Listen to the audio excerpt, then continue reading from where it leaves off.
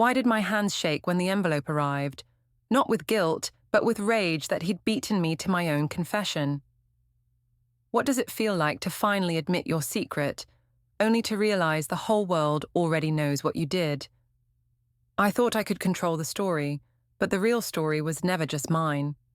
My hands trembled as I set down my wine glass, the burgundy liquid sloshing against the rim, like my courage threatening to spill over. Martin sat across from me at our kitchen island, methodically sorting through bills with that infuriating precision he brought to everything.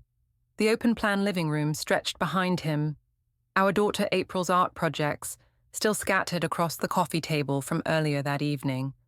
"Martin, we need to talk." He didn't look up from the stack of invoices. "About what, Isolde?" The casual dismissal in his tone made my chest tighten. This was exactly why I'd done what I'd done. This emotional distance, this treating me like another item on his to-do list. I'd rehearsed this moment for weeks, crafting the perfect explanation that would make him understand without destroying everything we'd built. About us, about how we've been drifting apart. I kept my voice soft, vulnerable. About how lonely I've been feeling. Now he looked up, those grey eyes I'd once found mysterious now seeming cold and calculating. "Lonely. Yes, you work late every night. You barely talk to me anymore. And when you do, it's about logistics or schedules or April's school events. When was the last time you asked how I was feeling? Really feeling?" Martin set down his pen with deliberate care. "How long, Isolde?" The question hit me like ice water. How long what? How long have you been sleeping with Jeremy Archer? The world tilted. My carefully prepared speech evaporated. What? How did you... Answer the question. His voice was so calm it was terrifying. This wasn't how this was supposed to go. I was supposed to confess on my terms, explain the emotional neglect that had driven me to seek comfort elsewhere, make him understand his role in pushing me away. Instead, he was looking at me like I was a problem to be solved. "Martin, let me explain. 3 months? 6. The whole time he's been coming by the clinic." My throat felt raw. It didn't start as anything. He was just friendly, and you were so distant, and I felt invisible in my own marriage. So, 6 months then. It wasn't 6 months of anything serious. It was just conversations at first. He listened to me. He made me feel like I mattered. Martin's phone buzzed on the counter. He glanced at it, and I caught a glimpse of an email thread with the subject line, "Evidence," before he turned the screen away. "Who else knows?" I whispered. "Does it matter?" "Of course it matters.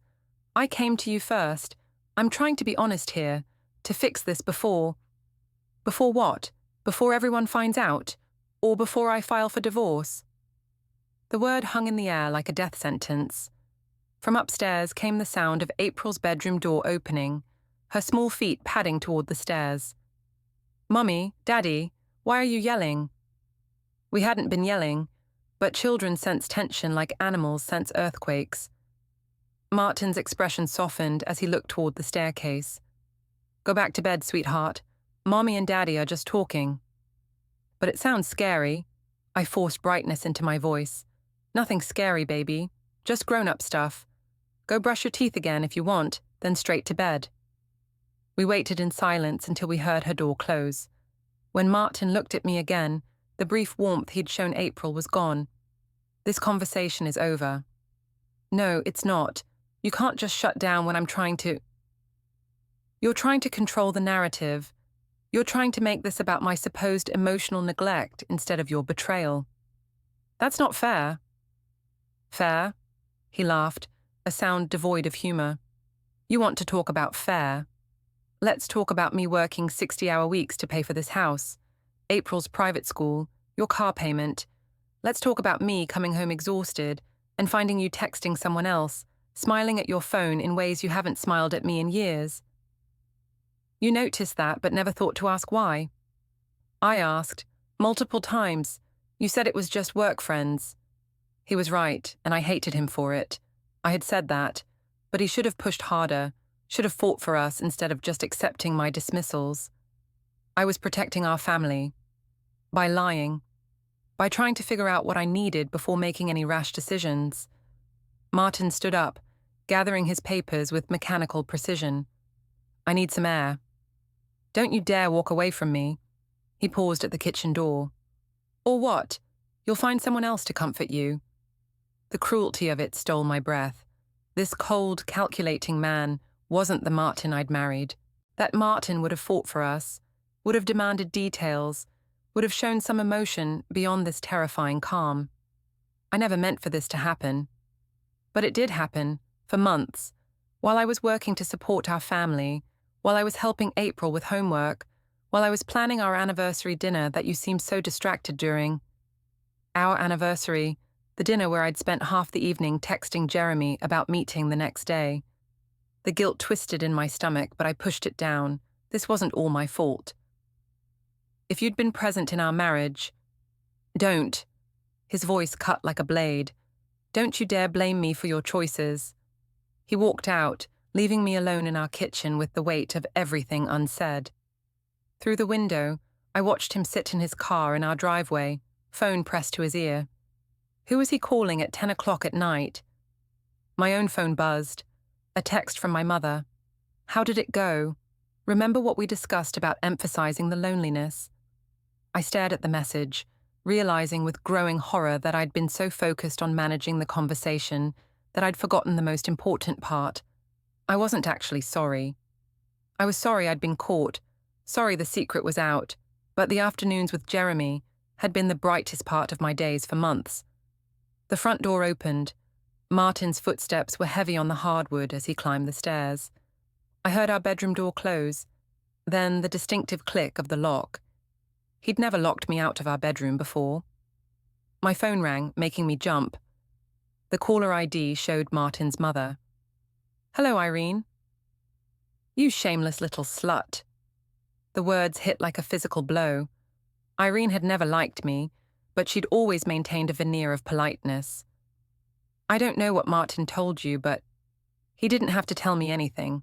Laura saw you at that cafe on Elm Street, all cozy with some salesmen. She took pictures. My blood turned to ice. Laura, Martin's sister, had been watching me. That was just... Save it. You're dead to this family now. I hope whatever you got from that man was worth losing your daughter. The line went dead. I sank onto our couch, surrounded by April's drawings of our family, stick figures holding hands under a smiling sun.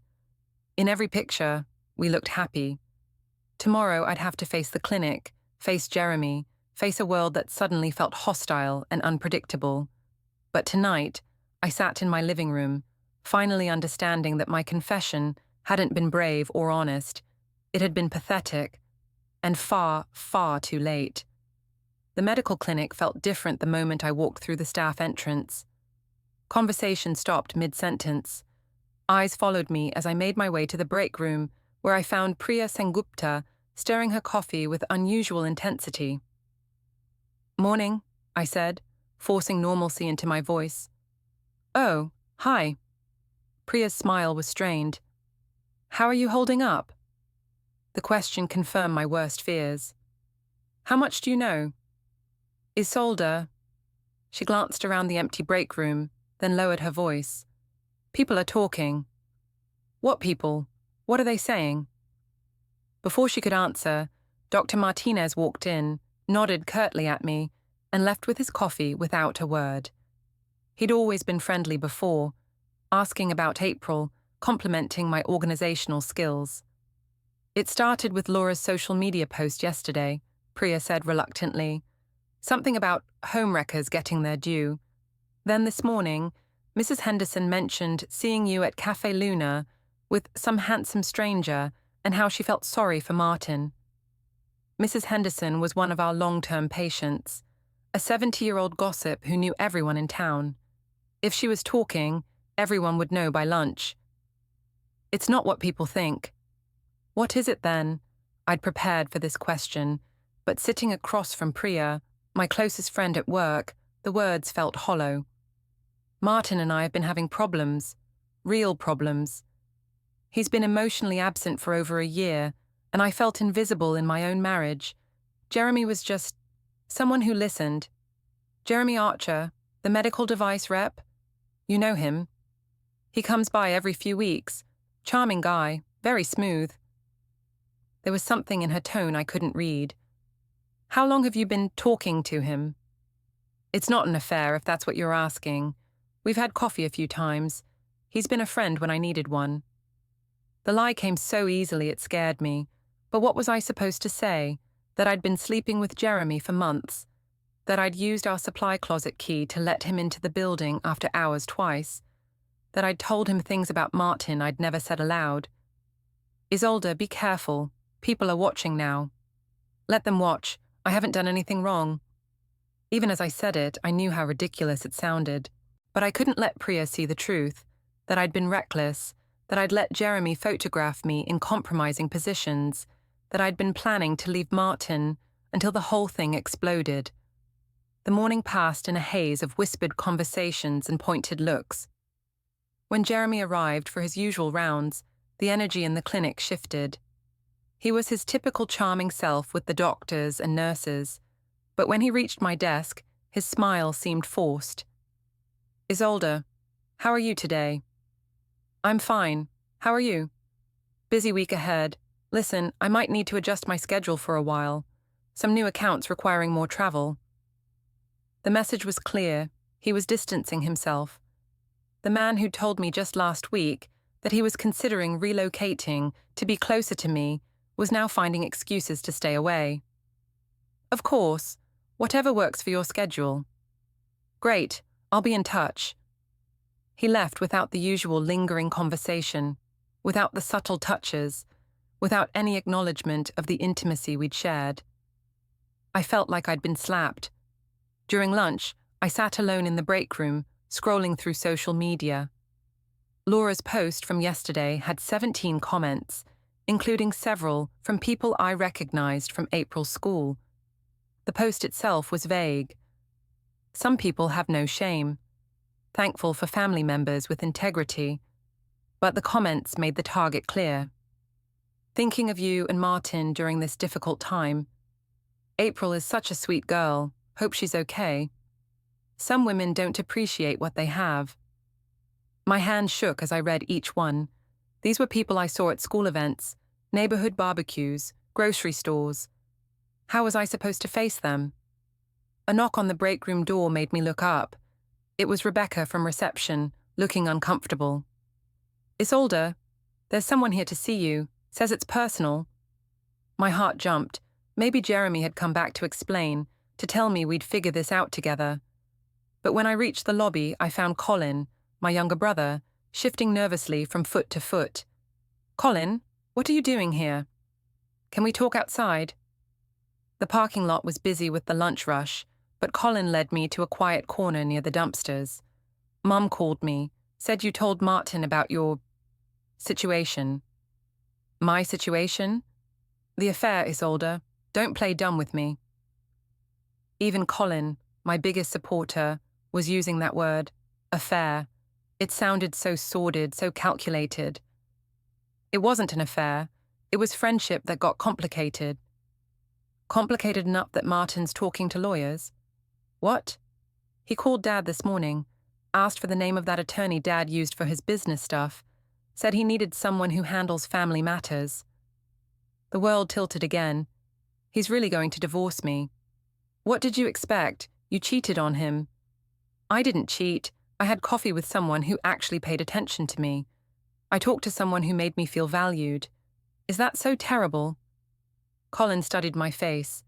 That's really all it was, coffee and conversation. I met his eyes, channeling every ounce of sincerity I could muster. That's all it was. Another lie, but this one felt necessary. Colin was the only family member who might still support me. I couldn't lose him too. Then why is Martin so angry? Why are people acting like you committed some unforgivable sin? Because small towns love drama. Because Martin's family has never liked me. Because it's easier to blame the woman than ask why a marriage was failing in the first place. I was getting better at this narrative. The wronged wife, misunderstood, and judged unfairly for seeking emotional connection outside a cold marriage. Maybe you should talk to someone, a counselor or... I don't need a counselor. I need my husband to remember why he married me and my family, to support me instead of assuming the worst. Colin looked unconvinced, but he hugged me anyway. Just be smart about this, okay? Think about April. After he left, I returned to work feeling slightly more confident. I could control this story. I could make people understand that I was the victim here, not the villain. But when I checked my work locker before leaving, I found a folded piece of paper tucked behind my purse. Everyone knows. Stop pretending. No signature, no indication of who'd written it or how they'd gotten into my locker. I looked around the empty locker room, suddenly aware of how vulnerable I was. Someone had been watching me closely enough to know my schedule, to access my private space. The drive home felt endless. At every red light, I imagined the people in other cars staring at me, judging me. When I finally pulled into our driveway, I noticed Mrs. Patterson from next door quickly turning away from her window. Even my own neighborhood felt hostile now. Inside, Martin was helping April with homework at the kitchen table. They looked up when I entered, and I caught something in Martin's expression. Not anger, but something worse. Pity. "How was work?" he asked, his tone carefully neutral. "Fine. The usual." "Good. April, finish your math worksheet. I need to talk to Mommy." Once April was focused on her homework, Martin gestured toward the living room. We sat on opposite ends of our couch, the space between us feeling like a canyon. "I got some interesting calls today," he said. "Oh?" "Dr. Martinez, Mrs. Henderson, your brother." My stomach dropped. What did they want? To express their concern, to share information, to offer support during this difficult time. "Martin, how long have you been lying to me, Isolde? Not just about Jeremy, about everything." "I haven't been lying about everything." "Haven't you? When you said you were working late last month, were you actually working? When you said Jeremy was just a work contact, was that true? When you told me you loved me on our anniversary, did you mean it, or were you thinking about him?" Each question hit like a physical blow, because each one exposed another lie. I had been working late, with Jeremy in the supply room. Jeremy was more than a work contact. And yes, during our anniversary dinner, I'd been thinking about Jeremy's hands, Jeremy's voice, Jeremy's promises about our future together. I was trying to protect our family. By lying. By not destroying everything over a friendship that got out of hand. Is that what you're calling it? A friendship that got out of hand? There was something in his tone that made me look at him more carefully. He knew something, more than he'd admitted last night. "What exactly do you think you know?" Martin reached for his phone, scrolled through something, then turned the screen toward me. It was a text thread. My text thread with Jeremy. Messages I'd deleted from my own phone weeks ago. "How did you get those? Does it matter? Let's read some of them together, shall we? Can't wait to feel your hands on me again. Martin will be at his mother's Sunday. Come over afternoon. I think I'm falling in love with you." Each message was like a knife twisting in my chest, not because I regretted sending them, but because they destroyed the narrative I'd been building. There was no way to explain those messages as innocent friendship. "Martin, I can explain." "Can you? Can you explain why you gave him a key to our house? Can you explain the charges on our credit card for lingerie I've never seen? Can you explain why you told him I was emotionally abusive and that you were planning to leave me?" I couldn't breathe. He had everything. Every lie, every betrayal, every moment I'd thought was private and secret. "Where did you get all this?" "Jeremy's not as discreet as you think. Apparently, he likes to brag about his conquests. Showed some of your messages to his buddies at Murphy's bar. One of them happens to be Laura's husband." The room spun. Jeremy had been showing people our private conversations. treating me like a conquest to brag about. That's not... He wouldn't he? How well do you actually know him, Isolde? How many other married women has he comforted during their difficult times? The question hung in the air like poison. I thought about Jeremy's smooth confidence, his practiced lines about understanding my needs, his immediate retreat when things got complicated. I need some air, I whispered. Take all the air you need, but when you come back, we're going to talk about custody arrangements. I stumbled outside, my perfect narrative crumbling around me. Jeremy had betrayed me just as thoroughly as I'd betrayed Martin. The man I'd risked everything for had been treating me like a joke, sharing our intimate moments with strangers in a bar. But even as the truth crashed over me, I felt my mind working, crafting new explanations, new ways to frame this disaster. Maybe Jeremy had manipulated me. Maybe I was as much a victim as Martin. Maybe I could still find a way to come out of this, looking like something other than the villain. Sunday dinner at Laura's house had always been a minefield, but walking up her front steps that evening felt like approaching a firing squad.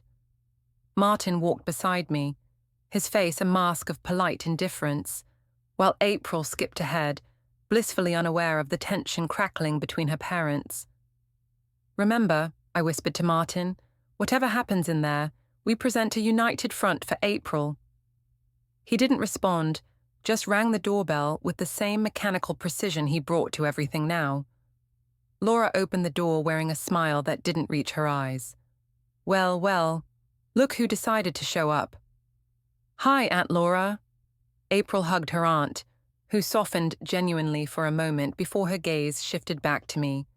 Isolde, how brave of you to come. The house was fuller than usual. I recognized Martin's cousins from Chicago, some neighbors, and several faces from April's school. More witnesses than usual for what was typically a small family gathering. Irene, Martin's mother, held court in the living room, her silver hair perfectly styled, her expression arctic when she spotted me. Martin, darling, April, come give Grandma a hug. She embraced them both while pointedly ignoring my existence. The message was clear. I was no longer part of this family. Isolde, called out Janet Morrison from across the room. I haven't seen you since the school fundraiser. How are you holding up? The question was loud enough for everyone to hear, and conversations quieted as people waited for my response. Janet's expression was sympathetic, but I caught the glint of curiosity in her eyes. I'm doing well, thank you. Just taking things one day at a time. That's so wise. Marriage can be such a challenge, can't it? Especially when there are outside pressures. I forced a smile. Every marriage has its ups and downs. Of course, though some downs are more public than others. The barb hit home, but I kept smiling. Around the room, I felt eyes watching, evaluating, judging. These people weren't here for a casual dinner. They were here for a show. Dinner was an exercise in subtle torture. Laura had seated me between Martin's elderly Uncle Frank, who was nearly deaf, and Janet Morrison, who seemed determined to extract every detail of my situation through seemingly innocent questions. So, Isolde, Janet said, cutting her roast beef with surgical precision, I heard you've been getting to know some of the medical suppliers at work. How nice that you're expanding your professional network. Just part of the job, I replied, taking a large sip of wine. Of course, though I suppose it's important to maintain appropriate boundaries. Professional relationships can get so complicated. Across the table, Laura was watching with barely concealed glee. Janet, you're so right about boundaries. Some people seem to struggle with that concept. What do you mean? Asked Uncle Frank loudly. Nothing important, Uncle Frank, Martin said quietly. Just work talk. But Laura wasn't finished. I was just saying how some people have trouble understanding appropriate boundaries. In professional settings, in marriages, in life generally. Laura, Martin's voice carried a warning. What? I'm just making conversation. We're all family here. She gestured around the table. Well, mostly family. Irene set down her fork with a sharp clink. Speaking of family, Martin, I've been thinking about April's summer plans. Perhaps she could spend more time with people who understand the importance of stability and moral values. April looked up from her mashed potatoes, confused. What do you mean, Grandma? Nothing for you to worry about, sweetheart, I said quickly. Just grown-up planning stuff. But I want to spend summer with both Mommy and Daddy. An uncomfortable silence fell over the table. I felt my cheeks burning as everyone carefully avoided looking at me. Of course you do, baby, I said. And you will.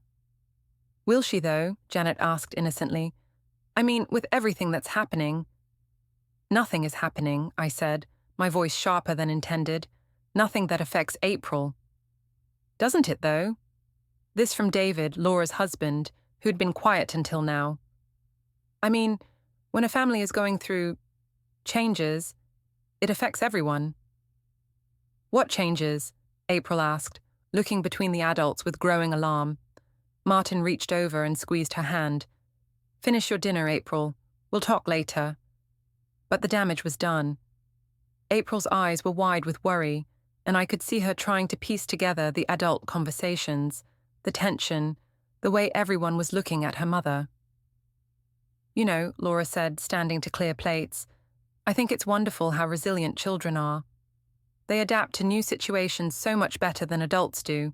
New living arrangements, new family structures, new realities. Laura, that's enough. Martin's voice was quiet but firm. Is it?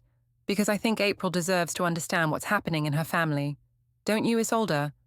Don't you think honesty is important? All eyes turned to me. April was watching with confusion and fear, Martin with warning in his expression, and everyone else with the hungry attention of people watching a car crash. I think, I said carefully, that family matters should be discussed privately, not as dinner entertainment. Entertainment? Laura's eyebrows shot up. Is that what you think this is? I think you're enjoying this more than you should. Am I? Or am I just concerned about my brother and my niece? Your concern is noted. Good, because someone needs to be concerned about the impact of selfish choices on innocent children. The room was dead silent now. April's eyes were filling with tears, and I felt my own anger rising. I think we should go, I said, starting to stand. Sit down, Isolde. Irene's voice cut across the room like a blade. Let's clear the air, shall we? Since everyone here already knows the truth. Mom, Martin warned. No, Martin. This charade has gone on long enough. She turned to face me directly. You betrayed my son. You betrayed your daughter. You betrayed this family. And now you sit at my daughter's table, eating her food, pretending you're the victim. I never said I was a victim. Didn't you? All this talk about emotional neglect and loneliness and Martin not appreciating you. Poor Isolde, so misunderstood. That's not... It is exactly what you've been saying. To anyone who'll listen. But we all know the truth now, don't we? We know about your afternoons at Cafe Luna. We know about the text messages. We know about the key you gave him to your family home. April made a small sound of distress. Martin immediately moved to comfort her, but she pulled away, looking at me with confusion and hurt. Mommy, what are they talking about? Nothing, baby, just grown-up drama. Is it true? Did you give someone our house key? The direct question from my 10-year-old daughter, asked in front of a room full of people, was the final blow. I couldn't lie to her, not with everyone watching, not with the evidence already public. April, it's complicated. Did you or didn't you? Yes, but... April's face crumpled. She turned to Martin. Daddy, I want to go home. Of course, sweetheart. Martin stood, his movements calm and controlled. Thank you for dinner, Laura. Mom, everyone. He helped April with her jacket while I sat frozen in my chair, aware that every person in that room was watching my daughter reject me in favor of her father. Isolde, Martin said quietly, are you coming? I stood on shaking legs, following them toward the door.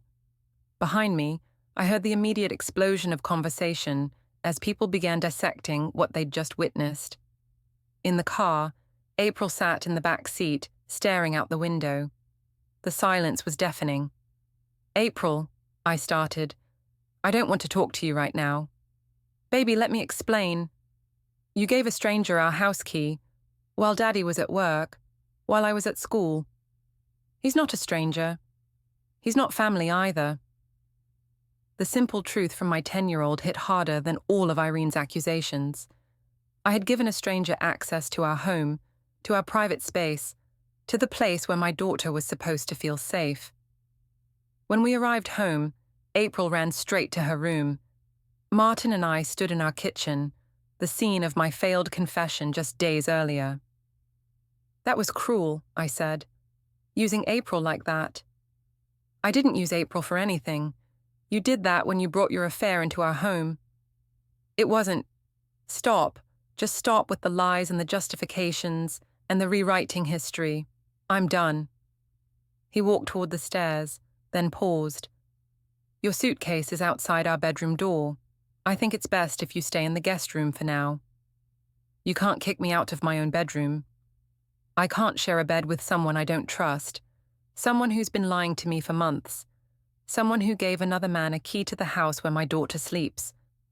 The way he said "my daughter" instead of "our daughter" sent ice through my veins. "Martin, please. We can work through this. Can we? Because I'm not sure there's anything left to work through." He climbed the stairs, leaving me alone in the kitchen where this nightmare had started. Through the window, I could see lights on in several neighboring houses. How many of those neighbors had been at dinner tonight? How many were already texting friends about what they'd witnessed? My phone buzzed. A text from my mother. "How did dinner go? Did you get a chance to explain your side?" I stared at the message, realizing that I no longer had a side to explain. Every narrative I'd tried to construct had crumbled under the weight of truth. I wasn't the victim of emotional neglect. I was a woman who'd betrayed her family and lost her daughter's trust in the process. But even as that realization settled over me, I felt my mind working, searching for new angles, new explanations. Maybe I could frame this as a moment of growth, of learning from mistakes.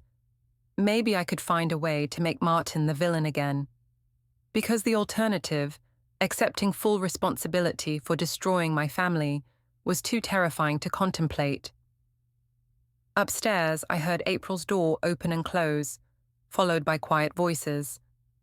My husband and daughter talking without me, planning a future that might not include me. I sat in my kitchen, surrounded by the life I'd built and systematically destroyed, and began planning my next move. The Café Luna felt different in the harsh afternoon light.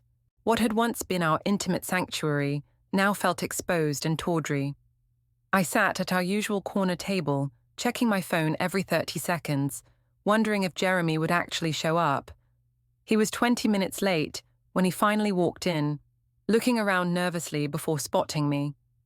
Gone was the confident swagger I'd found so attractive. He looked like a man who wanted to be anywhere else. "Isolde." He slid into the seat across from me, not meeting my eyes. "I wasn't sure you'd come." I almost didn't. The brutal honesty stung. This was the man who'd whispered that he was falling in love with me, who'd talked about us building a life together, who'd made me feel alive in ways I'd forgotten were possible. "Jeremy, about what happened with Martin. Yeah, that's really messy.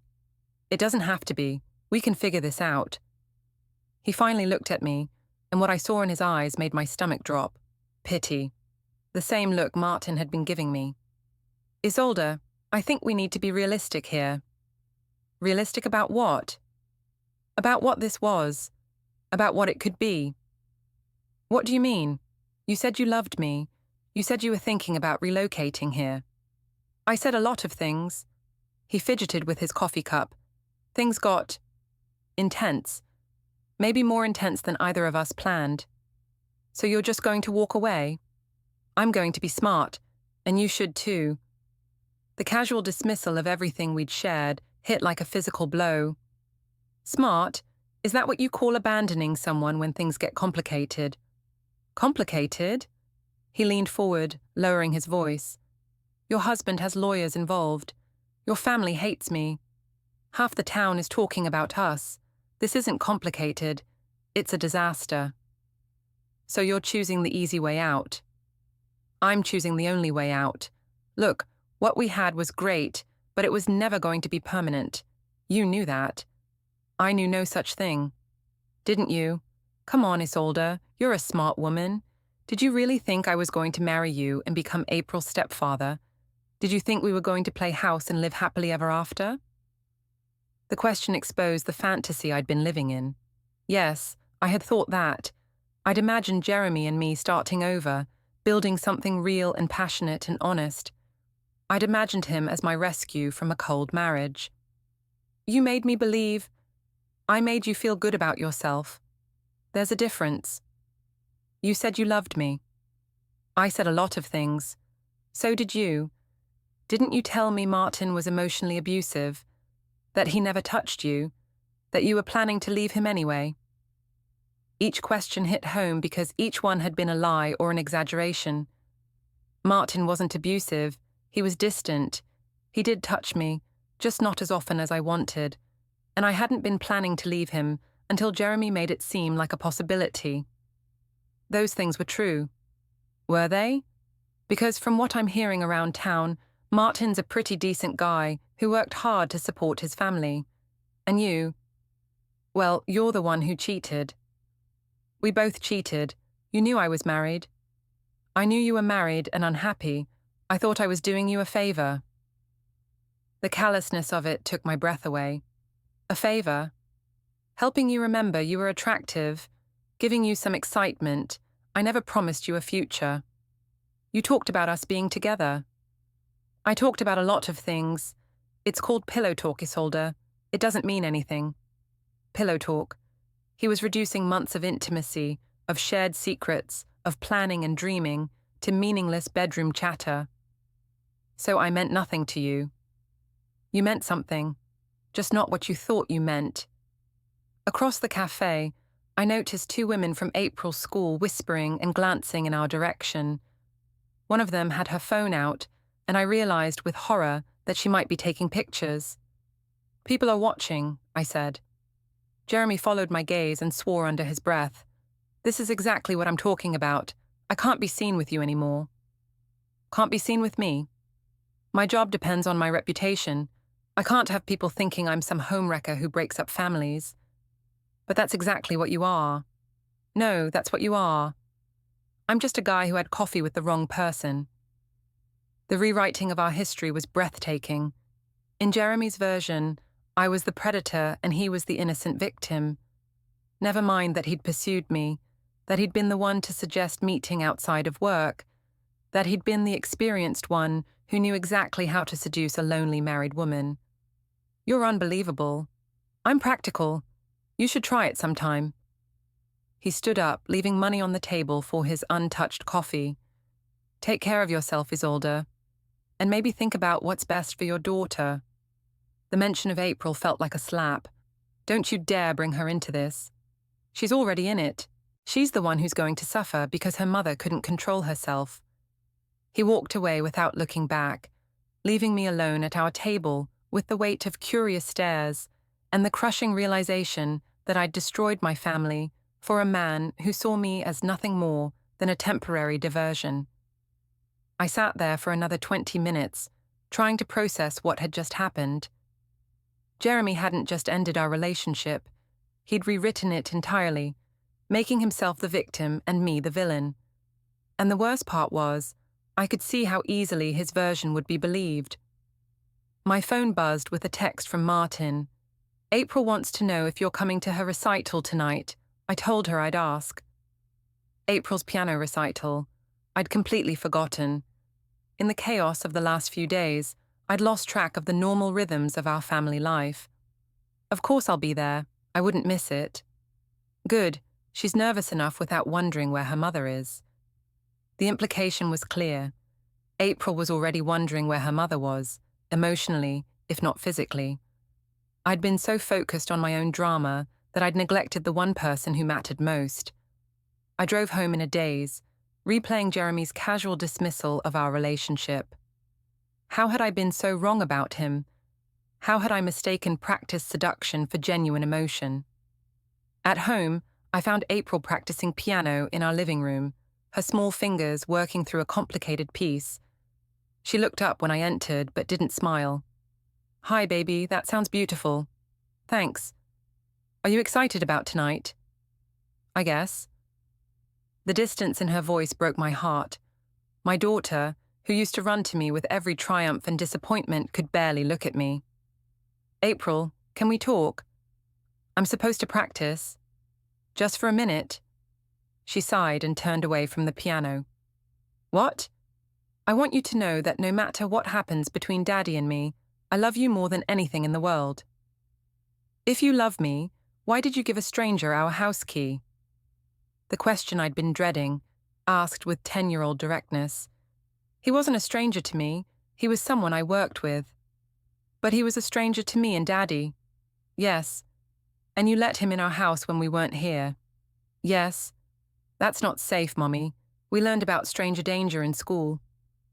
The innocence of her response made it even more devastating. My daughter was applying elementary school safety lessons to her mother's betrayal. "You're right. It wasn't safe. I made a very bad decision." "Why?" How do you explain adult loneliness and desire, and the slow erosion of a marriage to a 10-year-old? How do you admit that you risked her safety for your own selfish needs? "I was lonely, and I made choices I shouldn't have made."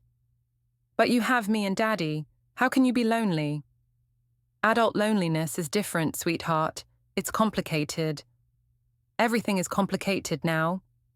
She turned back to the piano, effectively ending our conversation. I stood there listening to her practice, realizing that my daughter was already learning to live without me emotionally. That evening at the recital, I sat in the school auditorium surrounded by families, feeling like an outsider in my own life. Martin sat beside me, but we might as well have been strangers. When April took the stage, she looked directly at Martin, giving him a nervous smile and a little wave. She didn't look at me at all. After her performance, as we waited in the lobby for her to join us, I overheard fragments of conversations around me. "Poor Martin. He looks exhausted." "April played beautifully. I hope this isn't affecting her too much." "Some people have no shame." I turned to see who had made the last comment and found myself face to face with 3 mothers from April's class. They stopped talking when they saw me, but their expression said everything. "Isolde," said Karen Mitchell, the PTA president. "How nice to see you." "Hi, Karen. April played beautifully tonight." "Yes, she did." Children are so resilient, aren't they? They adapt to difficult situations better than adults do. There was that word again. Resilient. As if my daughter's ability to cope with her mother's betrayal was something to celebrate rather than a tragedy to mourn. "She's a strong girl," I managed. "She gets that from Martin," said another mother. "He's handling all this with such grace." The implication was clear. Whatever strength April had came from her father, not from me. I was the chaos she was learning to survive. When April finally joined us, she hugged Martin tightly and accepted my congratulations with polite distance. On the drive home, she chatted excitedly with Martin about her performance, while I sat in the passenger seat, feeling like a stranger in my own family. That night, as I lay alone in the guest room, I heard Martin and April talking in her bedroom. Their voices were too quiet for me to make out words, but the tone was intimate, conspiratorial. They were bonding over my absence, creating a new family dynamic that didn't include me. My phone buzzed with a text from Colin. "Heard about the recital. How did it go?" I stared at the message, wondering how to answer. How do you explain that you've become a stranger to your own daughter? That you've lost not just your marriage, but your place in your child's life? "Fine," I typed back. "Everything's fine." But nothing was fine. Jeremy was gone. Martin was done with me. April was pulling away. And I was running out of ways to convince myself that I was anything other than the villain in this story. Tomorrow, I'd have to face the clinic again, face the whispers and the stares, and the knowledge that everyone knew exactly what kind of person I really was. But tonight, I lay in my exile, listening to my family live their lives without me, and finally began to understand the true cost of my choices. The law office smelled like leather and disappointment. I sat in the waiting room, checking my phone obsessively, hoping Martin would call and cancel this meeting. Hoping he'd come to his senses and realize we could work through this without lawyers and legal documents and the cold machinery of divorce. Mrs. Hartley, a young woman in a crisp suit appeared at my side. Mr. Brennan will see you now. The conference room was all glass and chrome, designed to intimidate. Martin was already there, sitting across from a man I assumed was his lawyer, with a thick folder spread between them. He looked up when I entered, and I searched his face for any trace of the man I'd married. All I saw was cold professionalism. "Isolde," he said with a slight nod. "Martin." I took the seat across from him, my hands trembling slightly. "I hope we can keep this civil." "That's entirely up to you," said the lawyer, Mr. Brennan. "I'm here to discuss the terms of dissolution and custody arrangements." "Custody arrangements?" The words hit like ice water.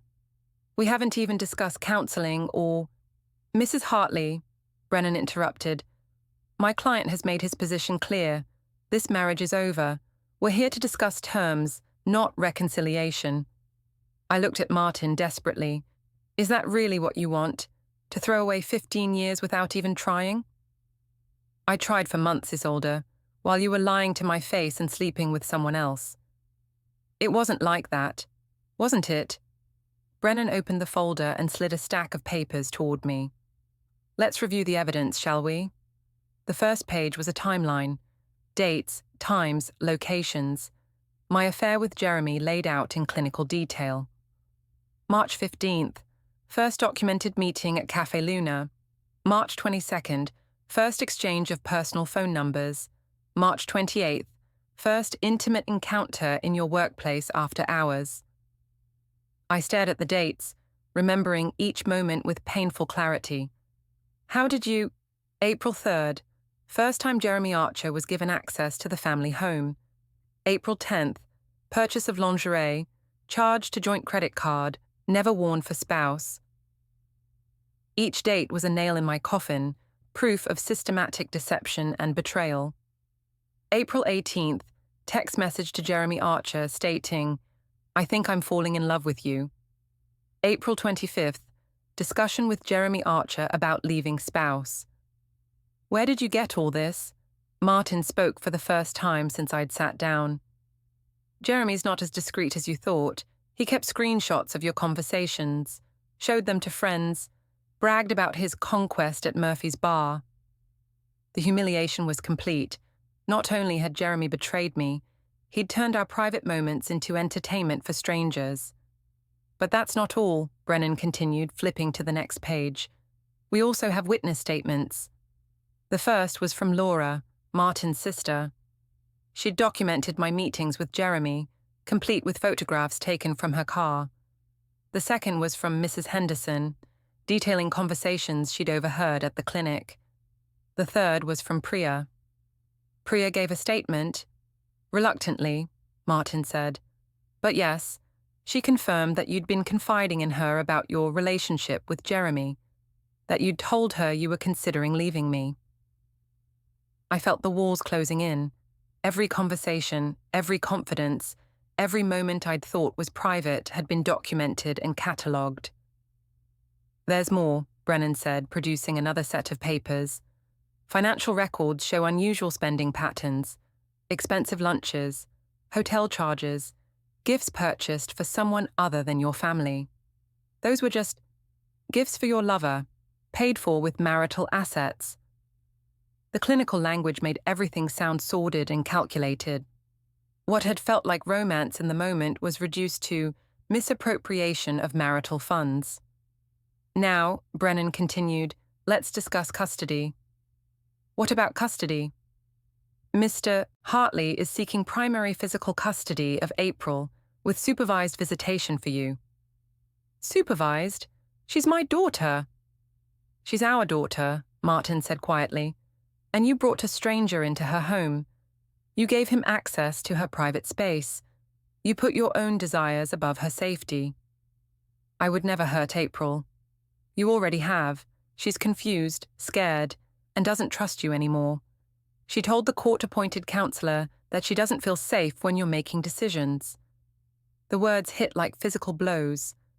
My own daughter had told a stranger that she didn't trust her mother. She's 10 years old. She doesn't understand. She understands that her mother lied to her father for months. She understands that strangers had access to her home. She understands that her family is broken because of choices you made. I looked around the room desperately, searching for allies, for sympathy, for anything other than the cold judgment I saw in every face. This is ridiculous. I made mistakes, but I'm still her mother. A mother who prioritized an affair over her child's well-being, Brennan said. A mother who used marital assets to fund infidelity. A mother who compromised the security of the family home. I want my own lawyer. That's your right, but the evidence is overwhelming. Your best option is to negotiate terms that allow you some access to your daughter. Some access to my own child. What are you offering? Brennan slid another document across the table. Supervised visitation every other weekend. Counseling required before any overnight visits. No contact with April during the week without court approval. I scanned the document, each line reducing my role in my daughter's life. This is insane. This is the consequence of your choices, Martin said. I tried to protect April from this. I tried to keep it private. But you forced my hand. How did I force your hand? By continuing to lie, by trying to manipulate the narrative, by putting our daughter in the middle of your drama. He was right, and I hated him for it. I had put April in the middle. I had continued lying even after being caught. I had tried to manipulate everyone around me to avoid taking responsibility. I need time to think. You have 48 hours, Brennan said. After that, we file for emergency custody based on the evidence of endangering the child. Endangering? That's completely... You gave a stranger access to a home where a minor child lives. You compromised the security of that home for personal gratification. In legal terms, that's endangering the welfare of a child. I stood up on shaking legs. I need to go. Isolde, Martin said as I reached the door. This doesn't have to be a war. Accept the terms, get the counseling, prove you can put April first, and we can revisit the arrangement in 6 months. And if I don't, then we go to court and everything becomes public record. Every text message, every photo, every detail of your affair. Is that really what you want for April? The threat was clear. Accept humiliation privately or face it publicly. I walked out of that office feeling like I'd been hit by a truck. In the parking lot, I sat in my car and called Colin. How did it go? He asked. Terrible. They have everything, Colin. Every text, every meeting, every lie, and they're threatening to take April away. Maybe you should consider their offer. You too. Isolde, you cheated on your husband and brought another man into your family home. What did you expect would happen? I expected my family to support me. We are supporting you, but we can't change reality. You made choices that have consequences. Even Colin, my biggest defender, was abandoning me. That evening, I sat in my empty house. Martin had taken April to his mother's for the night and read through the legal documents. Every page was a catalogue of my failures as a wife and mother. But even as I read the evidence of my betrayal, even as I faced the possibility of losing my daughter, I found myself crafting new narratives. Maybe I could claim Jeremy had manipulated me. Maybe I could argue that Martin's emotional distance had driven me to seek comfort elsewhere. Maybe I could find a way to make myself the victim again. The alternative, accepting full responsibility for destroying my family, was still too terrifying to contemplate. My phone buzzed with a text from an unknown number. Saw you at the lawyer's office today. Heard things didn't go well. Some people never learn. Someone was watching me, documenting my humiliation, spreading the story of my downfall. I was losing control of everything, and for the first time, I began to wonder if there was any way back from the choices I'd made. 6 weeks later, I sat in family court wearing my most conservative dress and what I hoped was an expression of appropriate remorse. My lawyer, a tired-looking woman named Patricia Webb, shuffled through papers while whispering last-minute advice about keeping my answers brief and avoiding justifications. "Remember," she said, "the judge has already read all the evidence. Don't try to explain it away. Just express regret and focus on your love for April."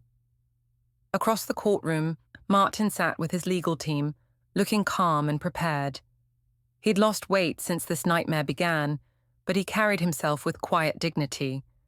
Beside him sat April's court-appointed advocate, a woman who'd interviewed my daughter 3 times and clearly formed opinions about my fitness as a mother. All rise for the Honorable Judge Patricia Hernandez.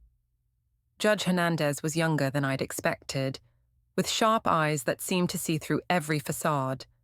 She reviewed the files before her with the same methodical precision Martin brought to everything. "This is a hearing to determine custody arrangements for April Marie Hartley, age 10. I've reviewed all submitted evidence, witness statements, and the report from the child advocate. Let's begin with opening statements." Martin's lawyer stood first. "Your Honor, this case is straightforward. Mrs. Isolde Hartley conducted a months-long extramarital affair, compromised the security of the family home by providing her lover with access, and used marital assets to fund her infidelity. Most critically, she prioritized her personal desires over the safety and emotional well-being of her minor child." Each word hit like a hammer blow. When my lawyer stood to respond, her voice lacked conviction. "Your Honor, Mrs. Hartley acknowledges her mistakes and is committed to rebuilding her relationship with her daughter through counseling and supervised visits." Acknowledges her mistakes. Even my own lawyer couldn't mount a real defense. "I'd like to hear from both parties," Judge Hernandez said. "Mr. Hartley, please take the stand."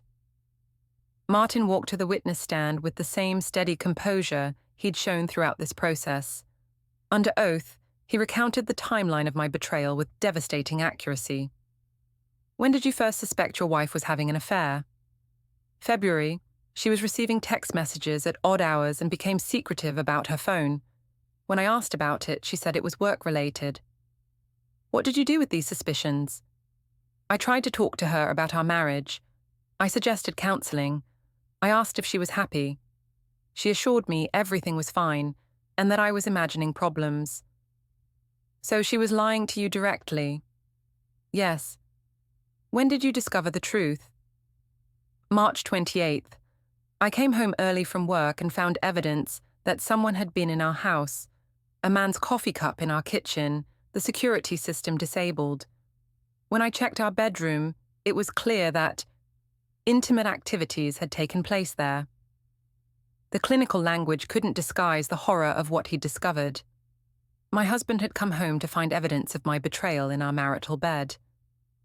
"What was your primary concern at that point?" "April's safety. A stranger had been given access to our home, to the place where my daughter sleeps. I needed to know who this person was and whether my child was in danger." "How did you obtain the evidence presented to this court?" "I hired a private investigator. I also discovered that my wife's lover had been showing their text conversations to friends at local bars. Several people came forward with information." The questioning continued for another 20 minutes, each answer building a picture of systematic deception and reckless endangerment. When it was my lawyer's turn to cross-examine, she had little to work with. "Mr. Hartley, would you say your marriage had problems before the affair?" "Every marriage has challenges." "Were you emotionally available to your wife?" "I worked long hours to support our family, but I was present for every school event, every family dinner, every important moment in our daughter's life." Did you and your wife discuss your marital problems? She never told me there were problems. When I tried to initiate conversations about our relationship, she dismissed my concerns. My lawyer sat down, having accomplished nothing except making Martin look even more reasonable. Mrs. Hartley, please take the stand. Walking to the witness chair felt like walking to my execution. Judge Hernandez watched me with the expression of someone who'd already made up her mind. Mrs. Hartley, do you acknowledge having an extramarital affair with Jeremy Archer? Yes, Your Honor. Do you acknowledge providing Mr. Archer with access to your family home? Yes, Your Honor. Do you acknowledge using marital assets to fund this relationship? Yes, Your Honor. In your opinion, did these actions put your daughter at risk? This was the question I'd been dreading. The honest answer would destroy any chance I had of maintaining custody, but lying under oath would be perjury.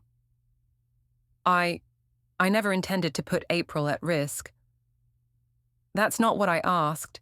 Did your actions put your daughter at risk? I looked across the courtroom at Martin, at the lawyers, at the court reporter documenting every word. There was no escape. Yes, Your Honor. How so? By allowing someone she didn't know to have access to our home. By not thinking about how my choices would affect her. Mrs. Hartley, I've read your daughter's statements to the court advocate. She expressed feeling unsafe and confused by your actions. She specifically mentioned not understanding why a stranger had a key to her house. How do you respond to that?